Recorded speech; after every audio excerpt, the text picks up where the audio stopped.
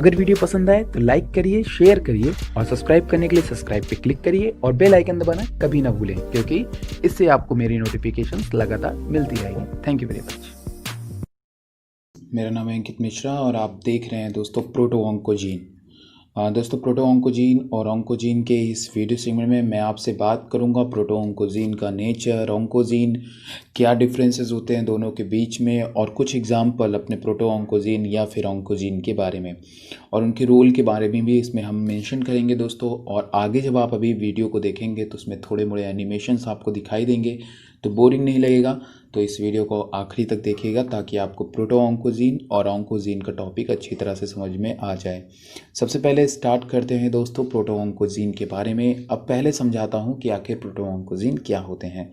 उसको अगर मैं दोस्तों एक सिंपल माध्यम से समझाऊं तो देखिए, मान के चलिए कि एक घर में दो बच्चे रहते हैं। एक बच्चा जो है वो पूरी तरीके से बुरी आदतों से दूर है, मतलब कि उसके अंदर किसी भी तरीके की कोई भी गंदी आदत बिल्कुल भी नहीं है, तो पेरेंट्स उस पर बहुत ही ज़्यादा भरोसा करते हैं। लेकिन एक बच्चा ऐसा होता है जो कि काम का तो है, बहुत ही ज़्यादा काम करता है, कमाई वमाई भी करता है, लेकिन दिक्कत इस चीज़ की है कि उसके अंदर एक बुरी आदत मौजूद है, जो कि गलत समय आने पे वो बुरी आदत उस पर हावी भी हो सकती है। तो दोस्तों प्रोटो ऑन्कोजीन कुछ इसी तरीके की नेचर वाली जीन होती हैं, जो कि काम के तो बहुत होते हैं, लेकिन इनके अंदर कुछ बुरी आदतें होते हैं जिनसे इनके बिगड़ने के चांसेस बढ़ जाते हैं दोस्तों। यही जाकर के आगे कन्वर्ट हो जाते हैं ऑन्कोजीन में, जब इनके फंक्शन जो होते हैं दोस्तों वो डिसफंक्शन हो जाते हैं या फिर एबनॉर्मल हो जाते हैं। तो आप मेरी बात समझ ही रहे होंगे कि किस तरीके से जो प्रोटो ऑन्कोजीन है वो कन्वर्ट होता है ऑन्कोजीन में। बुरी लत ऑलरेडी इसमें मौजूद होती है, लेकिन दोस्तों अगर उसमें हमने क्या कर दिया कि उसके नॉर्मल फंक्शन को डिसनॉर्मल कर दिया, या फिर इसके डीएनए में कुछ चेंज कर दिया, या फिर किसी तरीके का म्यूटेशन कर दिया, तो या किसी तरीके का ट्रांसलोकेशन कर दिया, पोजीशन चेंज कर दी, तो उस कंडीशन में दोस्तों जो हमारा प्रोटो ऑन्कोजीन है ये कन्वर्ट हो जाता है दोस्तों ऑन्कोजीन में। तो ये एक इम्पॉर्टेंट वीडियो है, ध्यान में रखिएगा। सबसे पहले यहाँ पे आपके सामने जो लिखा हुआ है दोस्तों वो लिखा हुआ है the gene that involve in cancer can be divided into following types, that's a proto oncogene. Protein encoded by proto oncogene में फंक्शन एज ग्रोथ फैक्टर और देयर रिसेप्टर्स। अब देखिए दोस्तों, जो हमारा प्रोटीन होता है, protein encoded by proto oncogene, कोई भी प्रोटीन जो होता है दोस्तों वो तब काम करता है जब वहाँ पे प्रोटो ऑन्कोजीन उसको या तो सिग्नल्स प्रोवाइड करता है या फिर किसी तरीके के ग्रोथ फैक्टर की तरह काम करता है। ठीक है, सेल साइकिल्स को ऑपरेट करते हैं, ट्रांसक्रिप्शन फैक्टर की तरह काम करते हैं। तो इस तरीके की चीज़ों को जब ये प्रोटो ऑन्कोजीन करता है तो वो हमारे सेल एक कंट्रोल्ड सिस्टम के थ्रू करता है, मतलब कि जब ज़रूरत है तो फंक्शन किया, नहीं ज़रूरत है तो फंक्शन नहीं किया। मतलब जब एक कंट्रोल्ड सिस्टम करता है तो वो हमारे सेल के लिए, हमारी बॉडी के लिए बहुत ही ज़्यादा यूज़फुल होता है। लेकिन अगर दोस्तों उसमें म्यूटेशन हुआ तो वो गलत रास्ते की तरफ जा सकता है। Proto oncogene product regulate the cell growth. Proto oncogene का जो प्रोडक्ट होता है, जो मतलब इसके ट्रांसक्रिप्शन के बाद जो प्रोटीन बनती है, वो बेसिकली क्या काम करती है, वो सेल ग्रोथ का काम करती है, डिवीज़न का काम करती है, सेल के डिफ्रेंशिएशन को प्रिवेंट करती है और एपोप्टोसिस को रेगुलेट करती है। अब यहाँ पे एक जो नया वर्ड है दोस्तों, एपोप्टोसिस, नहीं जानते हो तो प्रीवियस वीडियो जा करके देखो, पता चलेगा कि आखिर एपोप्टोसिस क्या होती है। तो आगे बात करते हैं दोस्तों प्रोटो ऑन्कोजीन के और फंक्शन के बारे में। Example of proto oncogene is HER2 ये एक ऐसी जीन है दोस्तों जो कि एक एग्जांपल हम लेते हैं HER2। ये एक तरीके की ह्यूमन जीन है दोस्तों, जो कि हमने यहाँ पे एक एग्जांपल के रूप में लिया है। The gene code for a transmembrane tyrosine kinase receptor. कौन सी है? This gene code for a transmembrane tyrosine kinase receptor called human epidermal growth factor receptors. तो ये एक रिसेप्टर की तरह ही काम करते हैं, इस चीज़ को ध्यान में रखिएगा। जो HER2 जीन है ये एक रिसेप्टर की तरह काम करते हैं। This protein receptor is involve in the growth repair. इसका काम होता है ग्रोथ रिपेयर में, इसका काम होता है सेल डिवीज़न में, काम होता है इन द ब्रेस्ट। अगर दोस्तों अब देखिए यहीं पे इसके फंक्शंस को मैं बता दे रहा हूँ। अब ये जो फंक्शन करते हैं, अगर उस फंक्शन से, जैसे मान लीजिए ग्रोथ रिपेयर के लिए एक अलग प्रोटीन बना रहे हैं और किसी काम के लिए एक अलग प्रोटीन बना रहे हैं, ठीक है, राइट, समझ रहे हो मेरी बात की नहीं? तो ये जिस तरीके की प्रोटीन बनाते हैं, अगर उस तरीके की प्रोटीन में किसी तरह का म्यूटेशन होता है या फिर इसमें किसी ऐसी तरह का म्यूटेशन होता है जो उस प्रोटीन में डिफरेंट टाइप का म्यूटेशन करे, तो रोल भी क्या होता है दोस्तों, अलग अलग हो जाता है। इसीलिए कैंसर के जो टाइप्स हैं वो अलग अलग हो जाते हैं। जैसे यहाँ पे दोस्तों WNT है, मिक है, ये सभी एग्जाम्पल्स हैं। मिक तो मुझे अभी आपको बताना है, MYC जो कि एग्जाम्पल में मैंने लिया हुआ है, फॉस है, जंग है, RTK है, रासमैप काइनेज है। तो ये बहुत सारे हमारे प्रोटोऑन्कोजीन है एग्जाम्पल के रूप में जो कि मुझे आपको बताना। तो प्रोटोऑन्कोजीन हार्मफुल नहीं है, प्रोटोऑन्कोजीन यूज़फुल हैं जब तक वो यूज़फुल हैं, लेकिन अगर उसमें किसी भी तरीके से म्यूटेशन करोगे तो वो डेंजरस हो जाएंगे और वो कन्वर्ट हो जाएंगे ऑन्कोजीन। ऑन्कोजीन होने का मतलब है कैंसर फॉर्म होगा। प्रोडक्ट ऑफ प्रोटोऑन्कोजीन्स आर, यहाँ पे देखिए, product of protooncogenes are essential, एक second, okay. Product of protooncogenes are essential for cell survival. जो प्रोटोऑन्कोजीन का जो प्रोडक्ट होता है वो सेल के survival and growth rate. Mutation in protooncogene, that's a most important line. Mutation in protooncogene convert protooncogene into constitutively active cellular oncogene, ठीक है, active cellular oncogene that are involve in tumour development. ये किसमें involve होंगे? Tumour development में हमारे involve होंगे। कौन? Oncogene. किससे बने? प्रोटोऑन्कोजीन से, मतलब म्यूटेशन हुआ प्रोटोऑन्कोजीन में, दैट्स कन्वर्टेड इनटू ऑन्कोजीन। यही चीज दोस्तों यहाँ पे आपको समझानी थी। अब यहाँ पे देखिए दोस्तों, मैंने क्या किया है कि जैसे लिखा हुआ है protooncogene convert into oncogene by following types of mutation, मतलब कि बहुत तरीके के ऐसे म्यूटेशंस हैं जो कि प्रोटोऑन्कोजीन को कन्वर्ट कर सकते हैं ऑन्कोजीन में। The first one is point mutation. Point mutation जो होता है दोस्तों, आपको पता है कि किसी एक स्पेसिफिक पोजीशन किसी एक जगह पे होता है, वहाँ पे अलग अलग तरह से हो सकते हैं, या तो वहाँ का वो जो सीक्वेंस होता है वो डिलीट हो जाए, या फिर वहाँ पे कोई नया सीक्वेंस इंसर्ट हो जाए, तो दोस्तों उसको हम क्या बोलते हैं? पॉइंट म्यूटेशन कहते हैं। ये सभी आप लोग जानते हो। That give rise to over active gene product. This mutation also leads to an increase in transcription rate. ये क्या करते हैं? हमारा जो ट्रांसक्रिप्शन रेट होता है उसको क्या कर देते हैं? इंक्रीज कर देते हैं। मतलब कि अगर ट्रांसक्रिप्शन रेट को इंक्रीज कर देंगे तो जो सेल है हमारी, जो प्रॉपरली हमारी जो सेल है वो मैच्योर नहीं होगी, डेवलप नहीं होगी, और यह कह सकते हो कि ट्रांसक्रिप्शन रेट बढ़ जाने से सेल का जो पूरा का पूरा जो मेटाबॉलिज्म है वो चेंज हो जाएगा। तो ये कब होगा दोस्तों? जब हमें म्यूटेशन देखने को मिलेगा। ट्रांसक्रिप्शन रेट तेज होगा तो नंबर्स ऑफ सेल्स भी तेजी से ग्रो करेंगे। तो ये चीज़ यहाँ पे एक इंपॉर्टेंट है म्यूटेशन में, जब म्यूटेशन होता है तो। दराज जीन, जिसके बारे में मुझे अभी बताना है, the RAS gene of which there are 3 in human genome. जो राज जीन दोस्तों, वो जनरली हमारे 3 राज जीन जो होते दोस्तों वो हमें देखने को मिलते हैं ह्यूमन जीनोम के अंदर, HRAS, KRAS, NRAS, ठीक है। Were discovered initially in transforming retrovirus. इसको सबसे पहले जब हमने वायरस को ट्रांसफॉर्म किया था तो उस समय इसको क्या किया गया था? डिस्कवर किया गया था। The single most common abnormality of protooncogene in human tumour in point mutation of RAS family gene. जो सबसे ज़्यादा इसमें दोस्तों हमें सिंगल मोस्ट कॉमन एबनॉर्मेलिटी देखने को मिलता है वो इसी जीन के अंदर पॉइंट म्यूटेशन से होने से मिलता है। मतलब अगर जो सबसे ज़्यादा हमें देखने को मिलता है रास फैमिली की जितनी भी जीन है, अगर उसमें पॉइंट म्यूटेशन होता है तो हमें उसमें एबनॉर्मेलिटीज देखने को मिलती हैं। For example, a change in ROS oncogene include HRAS, KRAS and NRAS. This proto-oncogene code for signal transduction. ठीक है, ध्यान सुनिएगा। This proto-oncogene code for signal transduction. ये जो प्रोटोऑन्कोजीन होता है इनको हम लोग किसके लिए ये जो कोड करते हैं? किसको? सिग्नल ट्रांसडक्शन को कोड करते हैं। This protooncogene code for signal transduction. ठीक, अब इसमें क्या होता है दोस्तों कि जो हमारी रास होती है स्पेशली वो बाइंड करती है। यहाँ पे दोस्तों एक एक्टिविटीज़ होती है GTP एक्टिविटीज़ और GDP एक्टिविटीज़। मतलब कि रास फैमिली के साथ में तब वो एक्टिवेट होगा, ठीक है, जो हमारा रास तब एक्टिवेट होगा जब उसके साथ में क्या बाइंड करेगी? GTP आकर के बाइंड करेगी, जिसको अभी आगे मैंने डायग्राम में मेंशन किया है। लेकिन दोस्तों क्या होगा कि जब वो एक्टिव होगी, जिस समय वो एक्टिव होगी तब तक मान लो सेल डिवीजन कर रही है, सेल ग्रोथ कर रही है। लेकिन अगर वो दोस्तों किसी कारणवश, उसके बाद क्या होता है, जब तक सेल की डिवीजन की हमको ज़रूरत है तब तक तो सेल डिवाइड करेगी, तब तक रास अपना काम करेगी, लेकिन उसके बाद उसको क्या हो जाना है? अलग हो जाना है। मतलब कि ट्रांसक्रिप्शन फैक्टर से अलग हो जाना है, उसको अब काम नहीं करना है आगे, उसको प्रोटीन नहीं बनानी है आगे। तो तब तो वो नॉर्मल फंक्शन है कि वो प्रोटीन अपना काम करेगा, उसके बाद प्रोटीन वो नहीं बनाएगा, ये एक नॉर्मल फंक्शन है। लेकिन ऐसा हो जाए कि जो प्रोटीन नहीं बनाने वाली प्रोसेस है वो क्या हो जाए? खत्म हो जाए, तो लगातार प्रोटीन क्या होती रहेगी? बनती रहेगी। और लगातार प्रोटीन बनती रहेगी तो अगर वो सेल डिवीजन की है तो सेल लगातार डिवाइड होती रहेगी, और लगातार अगर सेल डिवाइड करेगी तो वो क्या हो जाएगी? फिर वो कैंसरस हो जाएगी, ट्यूमर हो जाएगी, या फिर अगर उसके जीन या उसके DNA में किसी तरीके का प्रॉब्लम आ गया है तो वो भी लगातार क्या करती रहेगी? डिवाइड करती रहेगी। तो यही है यहाँ पे GTPase एक्टिविटी जो होती है दोस्तों, वो क्या होती है? वहाँ पे म्यूटेट हो जाती है। मतलब कि वहाँ पे म्यूटेशन देखने को मिलता है इनके जीटीपेज एक्टिविटीज़ के अंदर। अब आइए डिस्कस करते हैं इसको कि क्या चीज़ें उस समय होती है। तो यहाँ पे आपके सामने एक डायग्राम दिखाई दे रहा है। इस डायग्राम को आप ध्यान से देखिएगा कि आखिर इस डायग्राम में क्या देखने को मिल रहा है। सबसे पहले दोस्तों यहाँ पे हमें जी प्रोटीन देखने को मिल रहा है, जो कि हमें यहाँ पे स्ट्रक्चर मैंने इसको ऐसे ही मेंशन कर दिया है। यहाँ पे इसकी हमने 3 सब यूनिट्स रखी हुई है, आप देख रहे हैं, जी अल्फा, जी बीटा, जी गामा।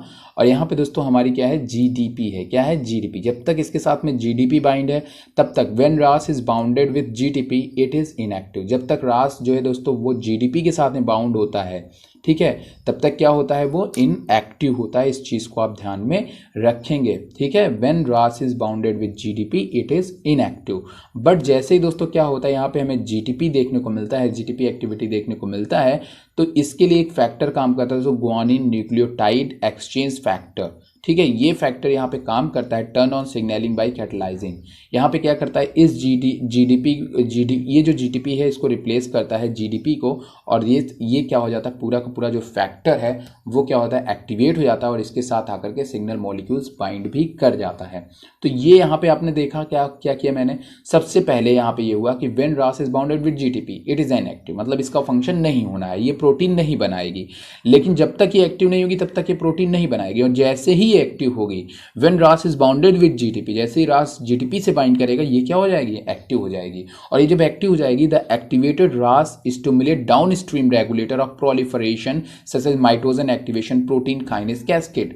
और जैसे ही दोस्तों ये एक्टिवेट हो जाएगी, ये मैप काइनेस कैस्केड को एक्टिवेट करेगी और इसका काम होता है प्रोटीन बनाना। वो अपने प्रोलिफरेशंस, प्रोटीन्स या फिर सेल को डिवाइड करना क्या कर देगी, शुरू कर देगी। तो कहने का मतलब है इसके जीटीपी बाइंड होते ही सेल हमारी जो है अपना नॉर्मल फंक्शन या डिवीजन वगैरह करना शुरू कर देगी, जस्ट एग्जांपल। लेकिन अगर दोस्तों अब इसके बाद क्या होता है, जैसे ही प्रोसेस कंप्लीट हो गई, मतलब कि सेल से आपका आदेश आया कि भाई प्रोसेस कंप्लीट हो गई, अब आपको मैप काइनेस कैस्केड नहीं बना रहे हैं, तो उसके लिए क्या करना है दोस्तों कि अब मतलब कि अब हमें रास की ज़रूरत नहीं पड़े। सेल को अगर रास की ज़रूरत नहीं है तो वो क्या करेगा, जीटीपी को यहाँ से हटाना होगा। जीटीपी को क्या करना होगा, हटाना होगा, तभी रास क्या हो पाएगा, इनएक्टिव हो पाएगा। जैसा कि मैंने यहाँ बताया, जीटीपी की जगह क्या लाना होगा, जीडीपी लाना होगा। जैसे इसको एक्टिवेट करने के लिए जीडीपी की जगह जीटीपी लाना, जीटीपी लाया, उसी तरीके से अब यहाँ पे इसको इनएक्टिव करने के लिए जीटीपी की जगह पे दोबारा क्या लाना पड़ेगा, जीडीपी लाना पड़ेगा। तो इसके लिए क्या किया हमने, इसके लिए हमने ये किया कि यहाँ पे एक फैक्टर काम करता है गैप। कौन सा फैक्टर काम करता है, GAP. GAP terminate signalling by inducing GTP hydrolysis. ये क्या करता है दोस्तों, इंड्यूस करता है, इस प्रोसेस को इंड्यूस करता है कि वो जीटीपी हाइड्रोलिसिस करे, मतलब कि जो हमारा जीटीपी है वो भी यहाँ से रिमूव हो जाए और जो सिग्नल्स हैं वो भी हमारा क्या हो जाए, यहाँ से रिमूव हो जाए, और ये दोबारा किस फॉर्म में कन्वर्ट हो जाए, जीडीपी में कन्वर्ट हो जाए। क्योंकि जब जीटीपी हाइड्रोलिसिस होती है, which convert the GTP bound active RAS to the GDP bound inactive form. तो क्या करता है, जब हमारी जीटीपी की हाइड्रोलिसिस होती है then it's converted into GDP, और ये क्या होता है, इनएक्टिव फॉर्म होता है। ये एक नॉर्मल, मैंने किसकी बात कही, ये नॉर्मल है हमारा, ऐसा नहीं कि इसमें म्यूटेशन हुआ है अभी, ये नॉर्मल पाथवे है। मतलब जब तक हमें सेल को ज़रूरत थी रास की, तब तक उसने रास ने अपना काम किया, लेकिन जैसे ही उसकी ज़रूरत कम हो गई, ख़त्म हो गई, तो उसको क्या करना है, इनएक्टिव करके रख देना है। फालतू में उसको चालू तो करना नहीं है भाई। अगर हमें सेल के लिए 500 सेल की ज़रूरत है, अगर हमें केवल, तो हम 500 सेल की ही ज़रूरत होगी ना। लेकिन अगर लगातार सोचिए सेल डिवाइड करती रहे तो ट्यूमर हो जाएगा। वही चीज़ मैं यहाँ पे बता रहा हूँ। यहाँ पे जो जीटीपी एक्टिविटीज जो ये हाइड्रोलिसिस हो रही है, यही प्रोसेस बंद कर देनी है। मतलब जीटीपी की अगर आप हाइड्रोलिसिस नहीं करोगे और यहाँ पे जीडीपी नहीं लाओगे, तो ये सेल लगातार क्या होती रहेगी, डिवाइड होती रहेगी। और जब ये सेल लगातार डिवाइड होती रहेगी तो इसका फंक्शन क्या कहलाएगा, एबनॉर्मल फंक्शन। मतलब कि नॉर्मल फंक्शन था ऑफ करना, लेकिन यहाँ पे जीटीपी वाली जो जगह है, यहाँ पे क्या हो जा रहा है, ये फंक्शन यहाँ पे रुक जा रही है। मतलब कि ये जीटीपी यहाँ से जीडीपी में कन्वर्ट नहीं हो रहा है, यहीं पे टर्मिनेट कर जा रहा है ये प्रोसेस पूरी तरीके से। और इस तरीके से जीटीपेज एक्टिविटीज हमें देखने को मिले। तो यही चीज़ मैं आपको बता रहा हूँ कि यहाँ पे हमें जीटीपेज एक्टिविटीज के अंदर म्यूटेशन देखने को मिला है, जिसके द्वारा ये सेल हमारी क्या हो जाएगी, कैंसर हो जाएगी। लेकिन अभी ये पाथवे नॉर्मल है। अब पाथवे में क्या होगा, अगर मैं इसी प्रोसेस को यहीं पे ब्लॉक कर दूंगा तब ये कैंसरस हो जाएगी। और जब दोस्तों ये कैंसरस होगी तो क्या होगा, several different point mutation of RAS have been identified in cancer. The point mutation reduce the GTPase activity. जो पॉइंट म्यूटेशन यहाँ पे होता है सीक्वेंस के अंदर, वो जीटीपेज एक्टिविटी को रिड्यूस कर देता है the ras protein. Thus cell is forced into continuously proliferating state. और सेल जो है वो लगातार फोर्स करती रहती है सेल प्रोलिफरेट करने के लिए, सेल को डिवीजन करने के लिए, जिससे कि कैंसर कॉज हो सकता है। तो मतलब वहाँ पे जीटीपेज एक्टिविटीज़ जो थी दोस्तों वो जो है अपने सही टाइम पे होनी चाहिए थी, हाइड्रोलिसिस होनी चाहिए थी, लेकिन वो वहाँ पे नहीं हुई और जीटीपेज एक्टिविटी ही म्यूटेंट हो गई। म्यूटेशन से जीटीपेज एक्टिविटी एबनॉर्मल हो गई, जिससे कि हमें वहाँ पे प्रोलिफरेटिंग स्टेट लगातार देखने को मिलती है दोस्तों। अगर मैं बात करूँ इसमें दोस्तों और काफ़ी चीज़ों की, तो in colon, lung and pancreatic tumour point mutation is found in KRAS. अगर केरास के एग्जाम्पल की बात करूँ दोस्तों, इसमें हम लोग पढ़ते हैं कॉलन, लंग्स और पैनक्रियाटिक ट्यूमर की बात करूं तो ये केरास के अंतर्गत आते हैं। अगर मैं बात करूं bladder and kidney tumour point mutation is found in H रास। दोस्तों अगर मैं बात करूं ब्लैडर, किडनी और किडनी ट्यूमर की, तो वो हमें एच रास में देखने को मिलता है। मिलेनोमास इस tumour point mutation found in an रास और ब्रैफ, ये इसमें हमें देखने को मिलता है। तो ये एग्जाम्पल्स हैं, आप इसको पढ़ लीजिए, कोई दिक्कत नहीं। बाकी जो पाथवे है वो इसी तरीके से होता है, ये एक कॉमन पाथवे मैंने आपको यहाँ पे बता दिया है। The hepatoblastoma hepatocellular carcinoma tumour point mutation causes overexpression of beta catenin.